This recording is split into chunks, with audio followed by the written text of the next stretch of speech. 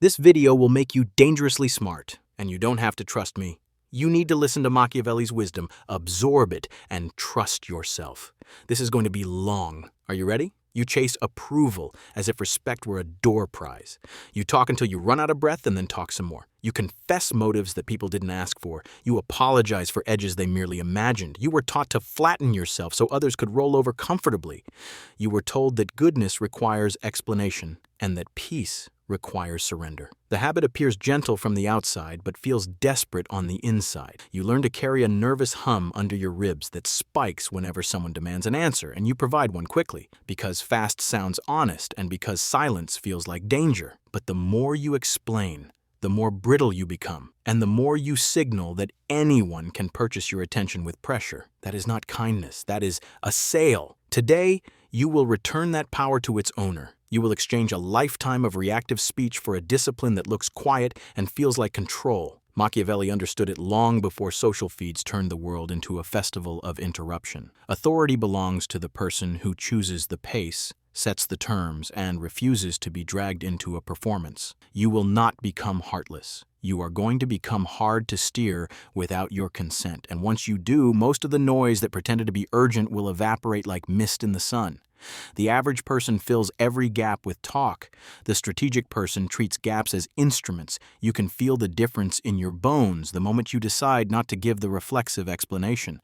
The air in your chest steadies. Your spine lengthens. Your eyes warm while your mouth rests. You are no longer auditioning for a role in someone else's play. You are writing the scene by refusing to chase it. Machiavelli never argued for cruelty as a hobby. He argued for clarity as a duty. He saw that people lean on feelings when facts are scarce, and on speed when courage is scarce. He urged rulers to see the world as it behaves, not as it promises to behave. In a world of projection and fear, the person who can pause without flinching becomes the person everyone quietly checks for cues. You become the metronome of the room. You become the still point that reveals who is spinning and who is steady. There is a reason wise elders speak less when the storm rises. Silence limits your liabilities and multiplies your leverage. You're about to learn that restraint is not absence. Restraint is architecture.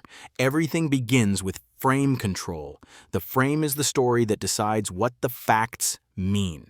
If someone calls your silence suspicious, they are trying to sell you a frame in which reacting equals innocence. If you buy it, you become their puppet. If you decline it, you force them to prove why their frame is the only frame worth using. A bad frame takes your attention hostage. A strong frame holds your attention on the mission. When you hold the frame, you don't rush to answer every poke.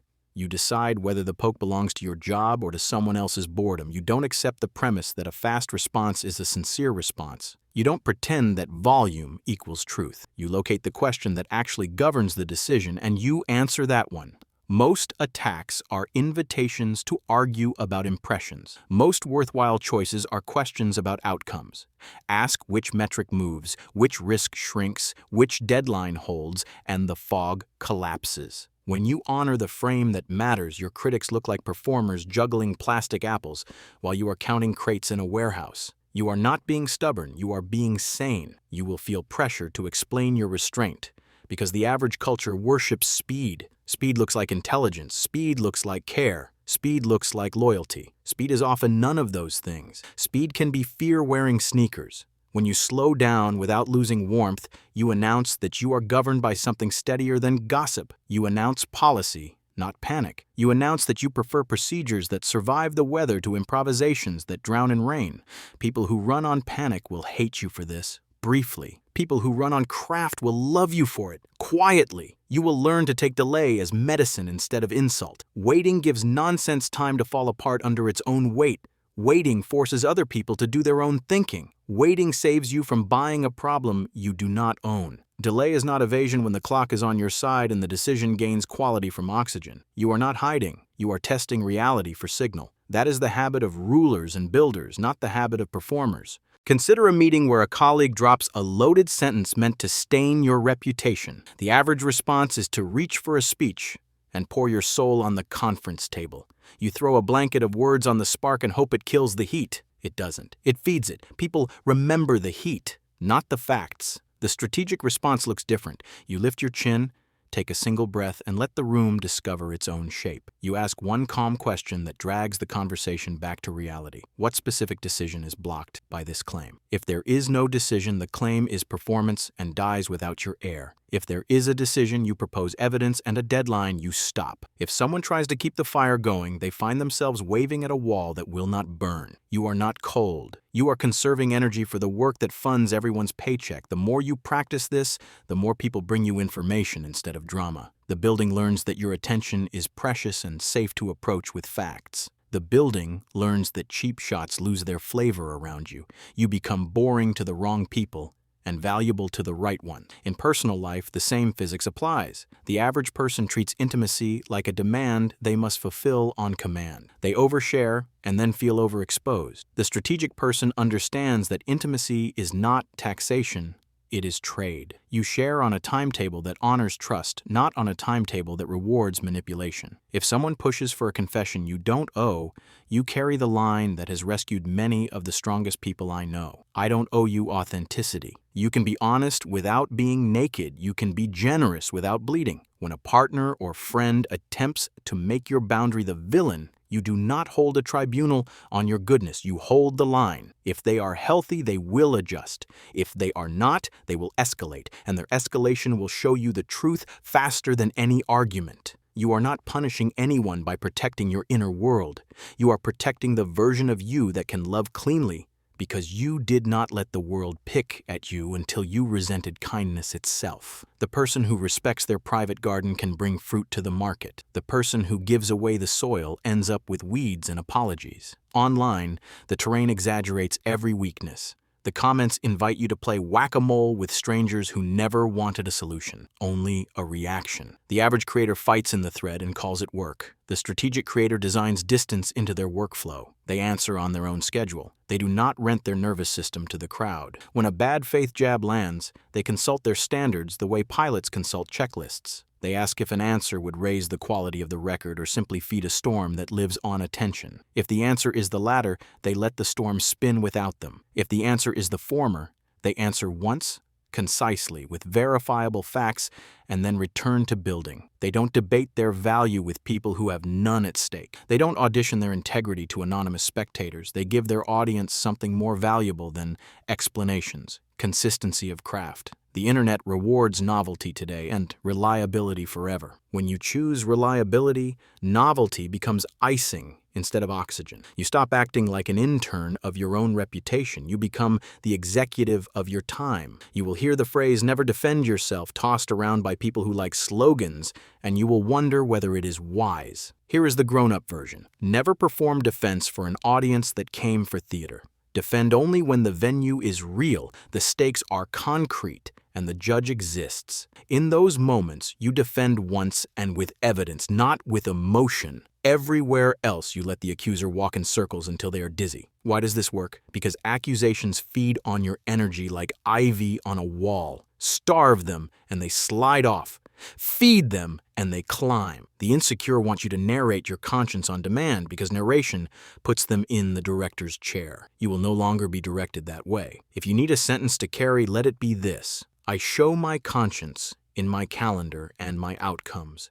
That is a standard even your enemies must respect if they wish to be taken seriously. You are not running from the truth. You are forcing lazy criticism to meet the truth where it lives, in results that can be measured.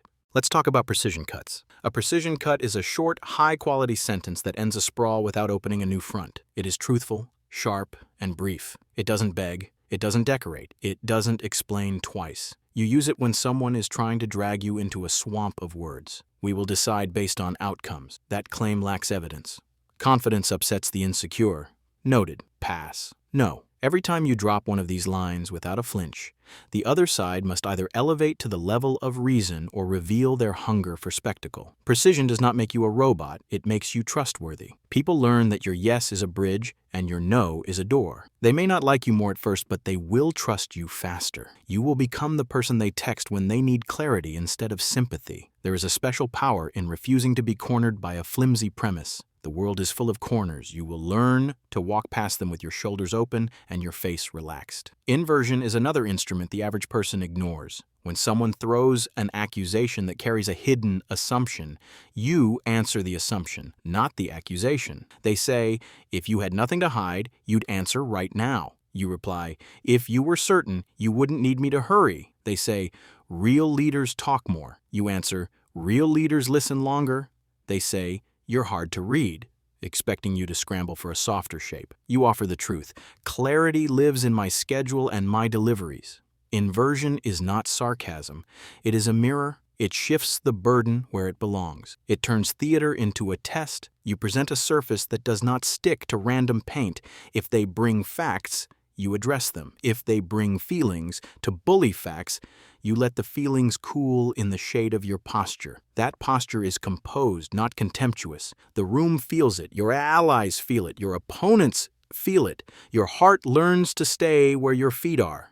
Over time, these moves craft an aura. Aura is not mysticism. Aura is the felt sense that you belong to your mission more than you belong to any argument about your mission. People learn that poking you for sport is expensive and unrewarding. They learn that inviting you to real work is generous and productive. They learn that your strong reputation does not wobble when rumors shake the window because you do not run to the window every time a leaf taps the glass. You are not brittle. You are not theatrical. You are simply anchored. And anchoring is contagious. Your team will borrow it. Your clients will borrow it. Your family will breathe easier because your nervous system is not for rent. The strange thing is that as your aura grows, you don't feel bigger. You feel simpler. You carry fewer masks and more habits. You sleep more deeply. You wake with fewer hangovers of pointless conversation. Your calendar stops looking like a public park and starts looking like a well-kept garden. You might be afraid that all of this will turn you into a statue. It won't. Precision, silence, and distance don't remove your humanity. They protect it. When you stop hemorrhaging explanations, you have energy for real generosity. You carry spare capacity for emergencies. You are kinder in one-on-ones because you are not secretly resentful from being milked by strangers. You can say yes with your whole chest because you have learned to say no with your spine. Compassion flows better from a grounded person than from a frantic one. Your friends will feel safer with you because you are not a weather system that changes every hour. You become one of those rare people whose presence lowers the temperature of a chaotic room without a speech. You remain human. You become useful. The difference is discipline. In leadership, aura becomes a shield for the entire team. When chaos hits, your people scan your face unconsciously. If your eyes flicker and your tongue races, they know they are on their own. If your breathing is even and your pace is measured, they mirror your calm. You establish policy, not panic, by repeating the same simple sequence each time. Gather the facts. Name the constraint. Name the decision maker. Choose the next visible step. Set a rendezvous for the update. Return to work. You keep this pattern so consistent that during storms your team can whisper it to each other like a spell. You also practice one more discipline that separates professionals from performers. You close loops in writing. A written decision memo with owner, deadline, and metric is a force field. It prevents memory warfare. It prevents scope creep. It turns your leadership into a series of visible receipts. People who thrive in clarity will sprint toward you. People who thrive in chaos will self-select out. Both results are gifts. Negotiation rewards the same discipline. The average negotiator talks price until their courage leaks through the seams. The strategic negotiator talks terms, timing, and risk. They let the other side reveal their pressure points in the unease of quiet. They do not fill silences with discounts. They anchor, listen, and ask questions that make the other side argue for the deal the smart way. They remember that a concession without a trade teaches the other side to keep asking. They remember that anchoring early does not require talking fast. It requires talking once and holding the line while the wind blows. They understand that silence is power when aligned with a credible plan. They don't threaten. They don't bluff. They tell the truth about what they can do, what they cannot, and what it costs, and then they let the economics do their honest work. Most bluffs die when they meet a person who refuses to whistle. If you are battling a smear, you will crave the catharsis of a rebuttal thread. Pause. Ask who the audience is that matters. If the audience is customers, your answers live in your product and your support. If the audience is your team, your answers live in your roadmap and your visible habits. If the audience is a court, your answers live in affidavits and exhibits. Everywhere else is theater. Theater can be useful when you are selling tickets. If you are not, exit the stage.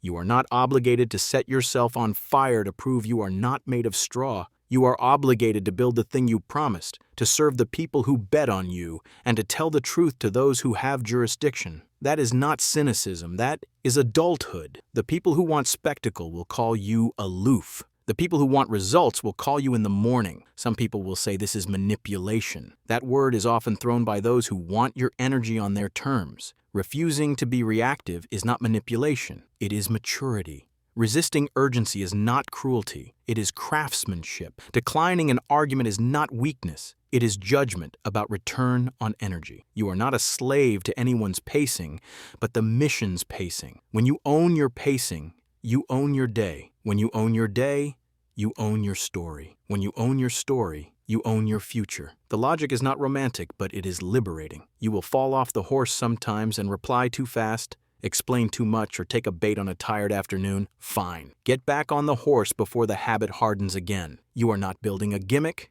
You are building a nervous system that serves your future instead of serving the timeline. There is a simple practice that makes all of this easier. Write what you will do before you do it. Keep it short, visible, and measurable. When noise arrives, compare it to the line you wrote. If it helps the line, accept it. If it distracts from the line, decline it. When the day ends, write what you actually did. That running log becomes your private court of appeal when self-doubt whispers and when hecklers invent histories. It also becomes training data for your own growth because you can see in black and white where your energy leaks and where it multiplies. This is not a diary of feelings. This is a ledger of receipts. If your week fills with meetings that don't move the needle, the ledger will embarrass you into courage. If your week fills with finished bricks, the ledger will encourage you to keep laying them. The ledger makes outcomes your language and your diet. Let's return to the theme that frightens polite rooms. Silence is power. Not all silence, and not all the time. Chosen silence, held with a steady face and a steady plan, makes the other side show their hand. They guess, they ramble, they contradict themselves, they project. You are not being cruel. You are letting the story tell itself. Sometimes the story kills its own author. Sometimes the author wakes up, embarrassed but wiser, and returns with the respect that begins real collaboration. Either way, you didn't spend the whole afternoon doing their thinking for them. You preserved your rhythm. You preserved your credibility.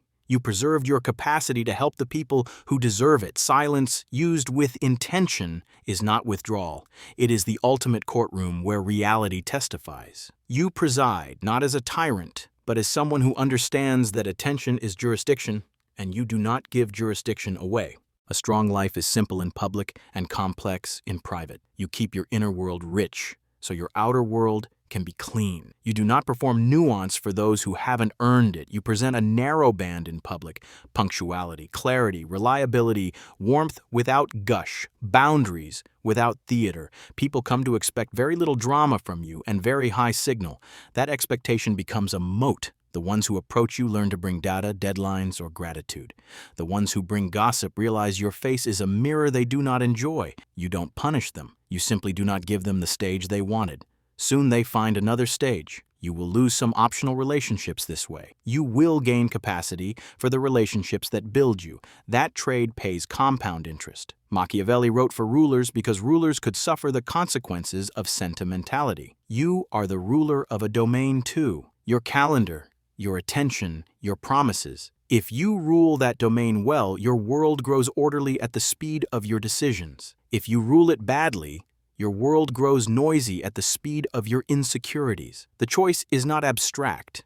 It will be made at 9 in the morning when someone sends you a long message that deserves one sentence, at noon when a colleague tries to plant a rumor that deserves a shrug, and at 6 when a friend tries to rent your evening for a fight that deserves a rain check. None of these are melodramas when your standards are visible. Standards save you from relitigating your identity every hour. Standards are mercy for your future self. When you must apologize, do it like a professional and do it once. Not as performance, not as self-flagellation, not as negotiation. Name the error, name the repair, name the prevention. Close the loop, then go quiet and do the work. If they demand a second apology for the same wound, they are asking for submission, not restoration. Restoration lives in action. Submission lives in theater. Give the first and never the second. You will sleep better, and so will anyone whose respect you actually need. All of this will feel awkward in the beginning. You will think people are angry when they are simply surprised. You will think silence is cruelty when it is only a new tempo. You will think distance is punishment when it is only architecture. Keep your humanity. Answer real questions. Return calls to people who build with you. Show up for people in pain. Do not confuse firmness with meanness. Do not confuse boundaries with vendettas. The cleanest move in many situations is gentle eyes and fewer words. The paradox that ends this lesson is the one you must learn to love. The more you explain yourself, the more alone you look, and the more you are pulled into debates that breed more debates. The less you explain, the clearer your path becomes, and the more your presence does the heavy lifting you used to attempt with speeches. It is often better to be confusing than predictable for a season, because confusion exhausts your detractors while predictability feeds them. Predictability lets them time their attacks and dulls your edge into a plastic spoon. Confusion keeps them guessing until your outcomes publish, and then the argument ends without your throat being hoarse. You cannot be both a legend and a piece of public property. Choose. There is only one way to gain this aura for real. You cannot fake it with slogans or accessories. You must practice. Practice the slow inhale before you answer. Practice the one-sentence reply.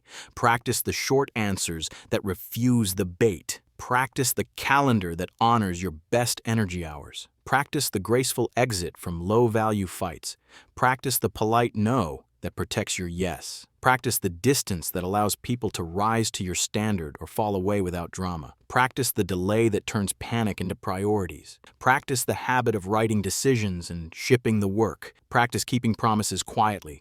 Practice disappearing into deep work long enough that people whisper because the results keep appearing without your trumpet announcing them. You will become the kind of person whose stillness looks like a decision even when you are only drinking water. Do this, and you won't have to call yourself powerful. People will say it for you because they will feel it before they can name it. They will feel the way their own noise shrivels in your quiet. They will feel how their cheap urgency dissolves against your calendar. They will feel how the room settles when you step inside and sit, not because you demand a throne, but because a throne demands you. You will not be perfect. You will not always be right. You will be anchored, and anchored people change the weather of a day. That is what the prince tried to teach without memes, that a steady hand saves more lives than a full speech. Be the steady hand and let the speakers tire themselves into hoarseness. You began this by thinking power was a performance. Now you know it is a posture. You began this by believing liking equals safety. Now you know respect without being liked can build a city. You began this by assuming that words are how you win. Now you know that words are the last tool, not the first. If you absorb the core, you will become dangerously smart in the oldest, cleanest sense of the phrase, not because you memorize tricks, but because you master yourself. The self you master does not jitter at every ping. The self you master does not bleed to prove it is alive. The self you master does not rent its dignity to the hour. It sits, it chooses, it builds, it delivers, it rests. That is the rhythm of people whose names are spoken with respect in rooms you will never see. So this is the offer. And it is not glamorous. Breathe, watch, choose, hold your frame. Use silence as your first reply and evidence as your second. Refuse invitations to the circus. Answer the judge, not the crowd. Reward people who bring clarity. Starve the engines that run on your attention. Keep the promises you make to yourself the way a ruler keeps treaties with nations. Build your strong reputation on consistent delivery and clean exits, not on emotional fireworks. Don't confuse comfort with prosperity. Don't confuse noise with momentum. Don't confuse deterrence with meanness. People will try to pull you back into the arena you left. Smile at them. Wave if you like. Keep walking. What you are building will outlast their applause and their boos. Picture a hiring panel where you want the role more than your pride wants comfort. The ordinary candidate floods the room with biography, covers every year of their timeline, and tries to please each face by guessing what answer earns a nod. You will do the opposite. You will know the company's pain points so well that your story reads like a solution memo. You enter, greet, sit still, and answer in clean strokes tied to outcomes. When they ask you to prove a claim, you offer one example with data and the stop. You do not empty the drawer. You do not plead. You let the numbers lean on the table, and you let the table carry the weight. If a panelist pushes for a nervous monologue, you give them courtesy and a clock. You honor the clock, and the room learns that your nerves obey your will. This is how adults hire adults. Imagine an investor pitch that opens with a skeptical question about your lack of pedigree. The undisciplined founder begins pleading with the past, talking about grit and heart and childhood. The disciplined founder lives in the present. They acknowledge the question with a nod and redirect to the machine of the business: revenue, retention, unit economics, risk, roadmap. They answer with receipts, not self-story. If challenged on a number, they open the model that produced it and walk the skeptic through inputs rather than impressions. If pressed to forecast beyond visibility, they say, "We don't know and we won't pretend. Here's how we'll know." Investors who value reality exhale. Investors who value theater reveal themselves. You are okay with either, because not every dollar is clean. Bring it home to a family dinner, the noisiest arena of all. An uncle prods you, looking for a performance disguised as conversation. The reflex is to crack a joke and bleed energy until the table claps. The refined move is warmth without theater. You ask about his garden. When the poke returns, a shade sharper, you take a sip of water. If he escalates, you shift the table's attention back to the celebration at hand. Not every provocation deserves a duel. Refusing to react is not weakness. It is care for the mood of the night and for the peace of the people who came for food, not a spectacle. You hold your dignity without turning the evening into a referendum on your dignity. That is grace. Consider the digital battlefield, where strangers wear confidence like borrowed clothes. The average reply chain turns into a bonfire by midnight. You will not fuel it. You will set posting windows that fit your craft rhythm and honor them even when the feed demands you break them. You will keep a list of evergreen answers for common misunderstandings so you do not burn your attention reinventing the same wheel at 3 a.m. You will cultivate allies who understand the mission and can answer when you should not. You will let trolls grade their own embarrassment on their own time. You will ship the piece of work you promised to ship. That is how timelines become timelines instead of theaters. There is a deeper psychology under all of this. People measure status by who sets the pace. The one who sets the pace sets the story. When you rush to answer every ping, you announce that the world owns your clock. When you wait and reply at chosen times, you announce that your clock runs on mission time. This is why delay unnerves the insecure. It reminds them they do not direct the dance. If someone tries to shame you for waiting, they reveal dependence on your energy. You can be polite, and you can be firm. You can state, "We will respond by end of day," and then do it. You can say, "This is not a priority," and then let the silence make it true. Let's be exact about the prince. It is not a love letter to cruelty. It is a manual for reality. Reality says people build and people take, that uncertainty scares crowds, and that character lives in small habits under pressure. You are not ruling a state, but you are ruling a life. Your standards are your guard walls. Your calendar is your map. Your money is your logistics. Your friends are your alliances. Your promises are your treaties. If you keep them, your borders hold. If you break them, noise enters like invaders through an unbarred gate. Ruling yourself is not glamorous work. It is daily, quiet, and steady, and it turns chaos into corridors. Conflict will still come. Your goal is not a victory lap. It is the minimum motion that moves the needle. Name the pattern neutrally. State the effect concretely. Propose the next step modestly, and stop. Any more, and you begin performing for invisible audiences. If the other party rages, you do not mirror them. You ask whether their goal is venting or resolution. If it is venting, time box it. If it is resolution, write down the action and the owner. If they want neither, end the meeting. You owe people dignity. You do not owe them your nervous system. Carry this forward, and your presence will change rooms before you speak. The earlier version of you rushed to answer first. The wiser version waits and speaks last. The earlier version feared being misunderstood. The wiser version understands that misunderstanding is the price of momentum. Your sentences shorten. Your calendar strengthens. Your nights grow quieter. Your mornings grow louder with essential work. When tempted to perform, keep one line near. Outcomes over opinions, always. Ego may resist. Your mission will not. One more scene seals the habit. You sit on a public panel with a hostile interviewer who tries to bulldoze you with a leading question. Old instinct would sprint into defense. New instinct buys a breath. You stop moving. You meet their eyes. You say calmly, "Happy to answer," after you finish. The audience feels the balance change. When they pause, you ask, "Would you like me to answer?" Then you give one sentence that returns the room to facts, and you end with a next step or a number. If they interrupt, you stop mid-sentence and listen again. Your restraint becomes the discipline the room did not know it needed. The clip travels because it teaches without drama that authority can be quiet and immovable. At the center of all this is a self you can trust. Not a costume, not a pose, a practiced steadiness. That steadiness comes from the hours when there is no audience. The page is written or it isn't. The code compiles or it doesn't. The call is made or it isn't. The habit is kept or it isn't. The internet's opinion fades and your receipts remain. That is where confidence is minted, not in praise, but in repetition. When storms arrive, you do not borrow poise. You spend the balance you saved. You are not guessing at who you are. You have evidence. In the end, you do not win by volume, but by truth. You keep moving in clean lines while others chase noise, and your life reads like design.